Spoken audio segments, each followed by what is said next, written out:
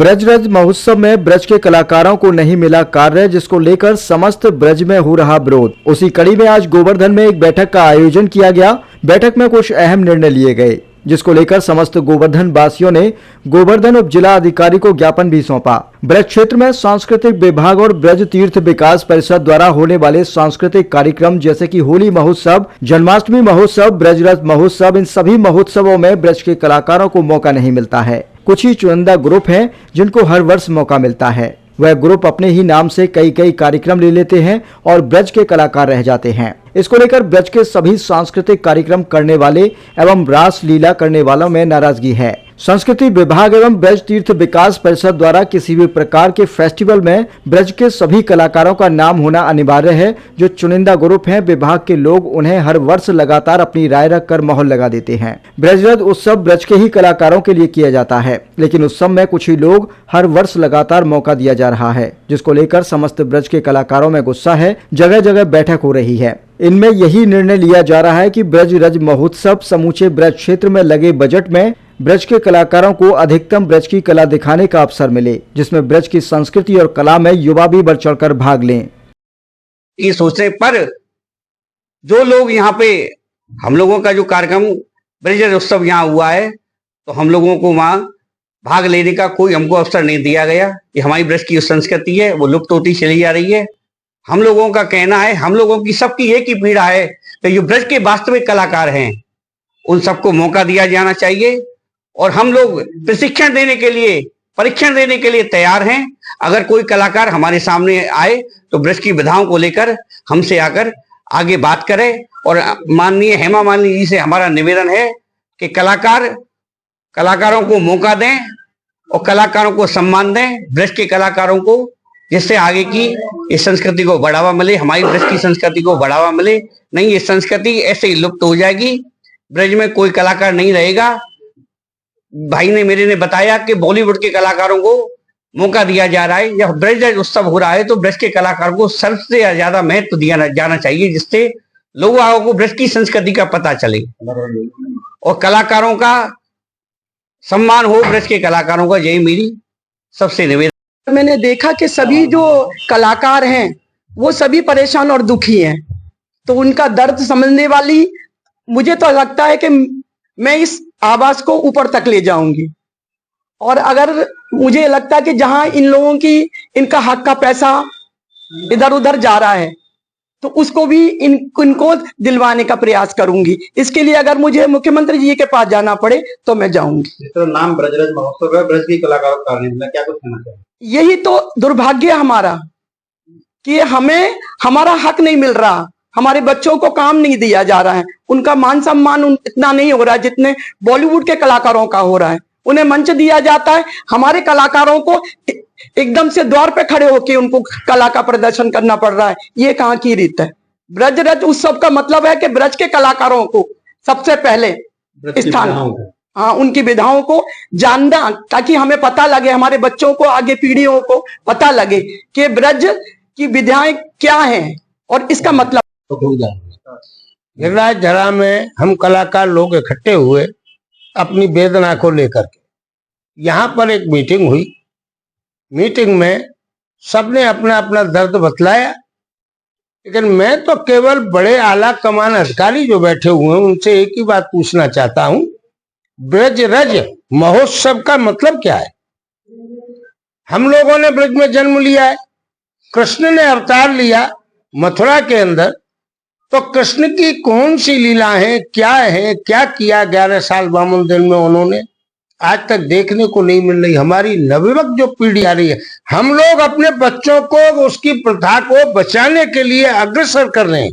जिन्होंने कोई नौकरी नहीं की, कोई काम नहीं किया, इस विधा को बचाने के लिए कार्यरत है और प्रशासन इसको दबाने की कोशिश कर रहा है। कल हमारे बच्चे बड़े होंगे, वो क्या जानेंगे कि कृष्ण कौन थे, राम कौन थे? जहां जिस भूमि में जिस चीज का प्रचार प्रसार खत्म हो जाएगा, संस्कृति को बोलने वाला, समझने वाला नहीं रहेगा, ऐसे ब्रज रस महोत्सव से क्या मतलब निकलता है? क्या फायदा? फायदा क्या है? तो क्या कुछ मांग है आपकी?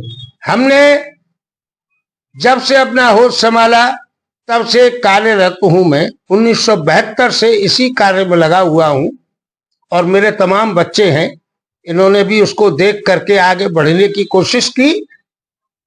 25-30 वर्ष तक मैंने रासमंडली भी चलाई। उसके बाद में कल्चर मेरे भाइयों ने, मेरे ताऊओं ने इसको चलाया, हम भी उसी में लगे रहे। ब्रज की होली, ब्रज का मयूर, ब्रज की दान लीला, इसको कल्चर के स्टेज पर लाने वाले हमारे ये बुजुर्ग रहे, उसके पीछे हम चल रहे हैं। आज वो लुप्त होती जा रही है संस्कृति, ये हमको बर्दाश्त नहीं होता। बिजनेस एक अपनी जगह, हमारे लोगों के लिए कोई व्यवस्था नहीं, बड़ी निम्न कोटि की व्यवस्थाएं होती हैं, खाने की, बैठने की, प्रोग्राम करने की, बड़ा मंच नहीं। आज फिल्म इंडस्ट्री से कलाकार आते हैं, उनको एक रेट की व्यवस्थाएं दी जाती हैं, 5 स्टार होटल दिए जाते, पेमेंट इतना दिया जाता है। उस पेमेंट से ब्रज कल्चर की कम से कम 10-20 टीमें काम करेंगी और 20 परिवारों का पालन होगा। जी बिल्कुल। हम लोग ऐसे ही हमारे साथ होता रहा, गवर्नमेंट करती रही, तो हम कहां तक चलेंगे? उत्तर प्रदेश में मुख्य योगी आदित्यनाथ, बच्चों का साधन भी छूट जाएगा और बच्चे इस काम को करने के लिए आगे नहीं बढ़ेंगे, तो ब्रज संस्कृति खत्म ही हो जाएगी। जिस तरह उत्तर प्रदेश इतना मेरा कहना है कि सरकार भी समझे, माननीय मंत्री जी भी समझे, सभी लोग समझे, समझ करके इस पर उच्च निर्णय लिया जाए। मेरा नाम नरेंद्र शर्मा है और मैं इस क्षेत्र में सन 1986 से, तब हमको गवर्नमेंट की तरफ से मात्र 30 रुपए मिलते थे कार्यक्रम के, उस समय से चले आ रहे हैं। लेकिन हमने 150 रुपए में भी काम किया है। लेकिन बॉलीवुड के कलाकार आते हैं, लाखों में बात होती है, उनको सब सुविधाएं मिलती है, हमको नहीं मिलती है। हमारा तो योगी जी से केवल एक यही कहना है कि जिस मिट्टी से जुड़े हुए कलाकार हैं, आप एक तरफ कह रहे हैं कि लोक संगीत उठना चाहिए, आप लोक संगीत को तो लुप्त कर रहे हैं, शास्त्रीय संगीत को और तुम्हारे बॉलीवुड को और इनको बढ़ावा दे रहे हैं। हम तो ये चाहते हैं कि हमारा हक हमको दिया जाए चाहिए और हमको मिलना चाहिए। हम ज्यादा कुछ नहीं कहना चाहते, बस इतने में ही हम। मुकुट बिहारी कौशिक, गोवर्धन गिरिराज जी से ये जो बैठक हुई है ब्रज रथ उत्सव के, जो माननीय जो सांसद महोदया हैं हमारी हेमा मालिनी जी, उन्होंने बॉलीवुड से जो कलाकार बुलाए गए उनके विपक्ष में यहाँ ये बैठक हुई है कि नाम रखा आपने ब्रज रथ उत्सव, लेकिन उनके शायद उनको पता हो या ना हो, उनके जो ठेकेदार हैं, जिम्मेदार लोग उन्होंने नियुक्त किए हुए हैं, उन्होंने ब्रज की विधाओं को बिल्कुल मंच पे सजोया नहीं है, बल्कि उसको एक तरफ तो प्रधानमंत्री जी बोल रहे हैं कि ब्रज संस्कृति को, सनातन धर्म को बचाइए, लेकिन इनके जो नीचे जो कार्यरत अधिकारी लोग हैं वो ब्रज की संस्कृति को लुप्त करते जा रहे हैं। ब्रज में ऐसी, इन लोगों को भी पता ही नहीं है ब्रज में कौन कौन सी विधा है, केवल इनके दिमाग में ये होली, मयूर और चरकुला, इसके साथ साथ कई विधाएं हैं अपनी। डंडेसाई नृत्य है, स्वांग नृत्य है, स्वांग गायन है, मंडला है, नौटंकी है, रासलीला है, रासलीला के कई भाग हैं। अरे आप आह्वान तो कीजिए कलाकारों को, उनको सूचित तो कीजिए, किसी के पास कोई सूचना नहीं है। इन विधाओं को मौका ही नहीं है। बॉलीवुड को आप बुला रहे हैं, क्या ये संस्कृति ये नंगपना सीखेगी? क्या ये ब्रज के लोक विधा से ही शास्त्रीय विधा का प्राकट्य हुआ है। उत्तर प्रदेश के जो मुख्यमंत्री हैं योगी आदित्यनाथ, क्या अपील आप करना चाहेंगे? हम सभी कलाकार उनको जरूर अपील करेंगे कि हमारी जो आपने नारा दिया है, आपके जो प्रधानमंत्री जी ने नारा दिया है कि ब्रज संस्कृति को बचाओ, तो आपसे हमारा यही अपील है, यही निवेदन है कि आप अपने जो नीचे जो आपके अधिकारी हैं उनको आप थोड़ा लगाम कसें, उनकी ब्रज की संस्कृति को बचा के रखें, ब्रज के कलाकारों को ब्रज उत्सव में मौका दें, अवसर दें, जिससे कि ब्रज की कला बची रहे। ऐसे ऐसे आधुनिक वाद्य यंत्र यूज हो रहे हैं वहां पे, जबकि नक्कारा है, तुम्हारा नगाड़े के साथ बम है, बम रसिया है, अलगोजा है, हारमोनियम है, ये वाद्य यंत्र बहुत से तो भूल भी गए, पता ही नहीं उनको। ट्रैक पे ही चल रहा है, सब काम ट्रैक पे चल रहा है, मशीनों के द्वारा काम हो रहा है। इसलिए मेरा तो यही निवेदन है कि अपनी ब्रज की संस्कृति को बचा कर रखें। राधे राधे। मेरा नाम मुरारी लाल तिवारी है, गोवर्धन 10 वेसा, और यहाँ पर आज सभी कलाकार हमारे कुछ मथुरा से, कुछ हमारे ब्रज के और पास से, जो कि वाकई में कलाकार हैं, सभी लोग यहाँ आए हैं। और ये एक बहुत बड़ी पीड़ा है कि ब्रज रज उत्सव हैरो है, और ब्रज के कलाकार 2-4 चुनिंदा जो बाकी चापड़ूस हैं, वो माननीय हमारी सांसद जी हैं हेमा मालिनी जी, और जो हमारे उत्तर प्रदेश ब्रज तीर्थ विकास परिषद के कुछ अधिकारीगण हैं, तो मेरा तो माननीय मुख्यमंत्री से ये कहना है कि जब कह रहे हैं नारा लग रहा है सबका साथ सबका विकास, तो भैया ये कहाँ है? हमारी जो ब्रज की कला है, जो आज मैं या कुछ चौथी पीढ़ी में लेके हूं, तो मैं अपने बच्चों को क्यों सिखाऊंगा इसको? मैं तो ये कहूंगा कि भैया पढ़ो लिखो, अपनी नौकरी करो, क्यों सिखाऊंगा? है जब हमको रोजगार नहीं मिल रहा है, हमको कोई पूछेंगे नहीं, दलाल ठेकेदारों को वो शील्ड दे रहे हैं, उत्तर प्रदेश ब्रज तीर्थ विकास परिषद कभी शैलजा कांसी दे देते हैं, कभी उनके ईओ सीओ दे देते हैं। ये क्या मतलब है? ब्रज के कलाकारों को समिति में बुलाओ, जो वास्तविक कलाकार हैं उनको उन समिति में उनसे पूछो कि ब्रज की कौन कौन सी विधाएं हैं, अभी जानते नहीं है। अगर एक विधा को बोलने लग जाऊं ना तो तेल निकल जाएगा, अभी देखी ना है। तो मेरा माननीय मुख्यमंत्री जी से और जो बनी हुई बैठी है हमारी सांसद जी, और एक बात बता दूं माननीय सांसद जी और मुख्यमंत्री जी, आप सभी से निवेदन कर रहा हूं कि जहां ना पहुंचे कभी, जहां ना पहुंचे रवि वहां पहुंचे ये कभी। तो हमने ऐसे ही ये संस्कृति ना लाई है, हमारे कितने बुजुर्ग हुए, उन्होंने हमको सिखाया और हम चाह रहे हैं कि हमारे बच्चे सीखें, तो हम भैया क्यों सिखाएंगे?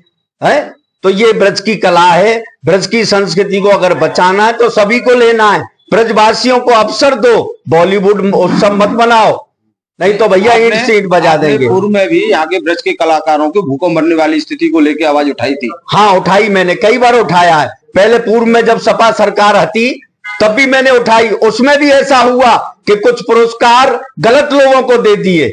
यश भारती पुरस्कार उसका नाम रखा समाजवादी पार्टी ने, माननीय मुलायम सिंह उस समय तत्कालीन मुख्यमंत्री थे, तो मैंने उसमें उनमें रिट किया, हाई कोर्ट और सुप्रीम कोर्ट तक लड़ा। मैं सुप्रीम कोर्ट में गया, माननीय मुख्यमंत्री तत्कालीन मुलायम सिंह यादव, उन्होंने कह दिया हमारी इच्छा है हम किसी को दें। और आज हमारी सरकार है जिसको हम भगुआ सरकार कहते हैं, वो हमारी सरकार है, उस भगुआ को हम पहन रहे हैं और वो ही हमको नहीं पूछ रहे। मैंने मतलब हमको, मेरा नहीं, हमारे कलाकारों को।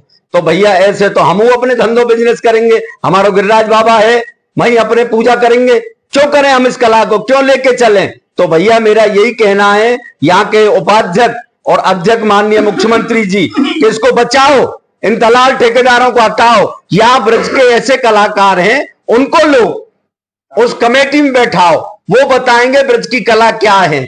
ये दलाल क्या जानते, केवल दलाली, उसी को टेंट का ठेका, उसी को माइक का ठेका, ये फेल बदल वहीं की वहीं चल रहा है। और ये तो संस्कृति लुप्त हो जाएगी, खत्म हो जाएगी।